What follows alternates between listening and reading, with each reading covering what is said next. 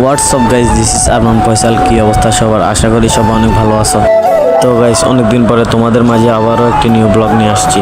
আজকে আমরা যাব সাগর পাড়ে, সব বন্ধু মিলে ঘুরতে একসাথে। ওদেরকে বলি কথা না বলে চল আমরা সামনের দিকে যাই। তো গাইস, তোমরা আমার সাথেই থাকো। আর এই জায়গাটা চট্টগ্রাম ফায়ারিং ক্যাম্প সাগর পাড়ে অবস্থিত। এখানে ঢুকতে হলে জনপ্রতি লাগবে 20 টাকা। তো আমরা চটপট টিকিট কেটে ভিতরে ঢুকে গেলাম। আজকে অনেকদিন পর আবার সব বন্ধু এক হয়ে গেলাম। ভিতরের আবহাওয়াগুলো অনেক ভালো লাগতেছিল, সবাই শয়তানি করতে করতে যাইতেছে।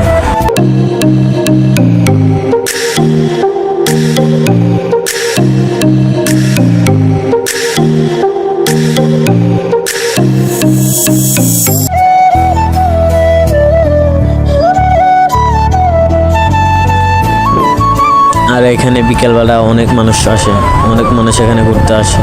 চট্টগ্রাম ফায়ারিং ক্যাম্প এর সাগর পাড়ে। গাইজ দেখেন মিরাজ কি শয়তানি করে।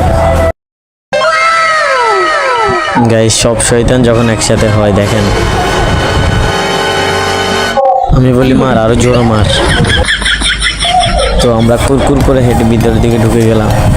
এখানে আপনার গাড়ি পার্কিং আছে সবার জন্য। আর এখানে বিশেষ করে শুক্রবারে অনেক মানুষ হয়, শুক্রবারে বিকালে।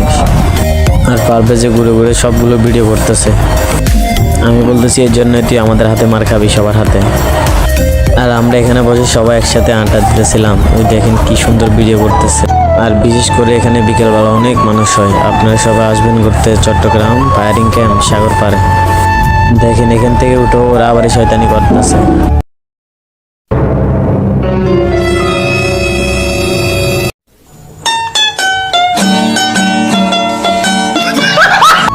A few moments later. এই মিরাজিদের উড়ে মেলা মারতো। তো গাইস অনেকক্ষণ আড্ডা দিলাম, সন্ধ্যা হয়ে গেছে। তো এখান থেকে এখন আমরা চলে যাব। সবাই একসাথে হাঁটতে হাঁটতে যাইতেছিলাম। আর এখানে সাগর পাড়ের বাতাস তো আছেই, ভরপুর চিল, প্রচুর বাতাস। আর সজীব বলতেছে এই ব্লগে যেন আমার দেখা যায়। তো আমরা এখন নিচে গিয়ে হালকা কিছু নাস্তা খেয়ে নেব।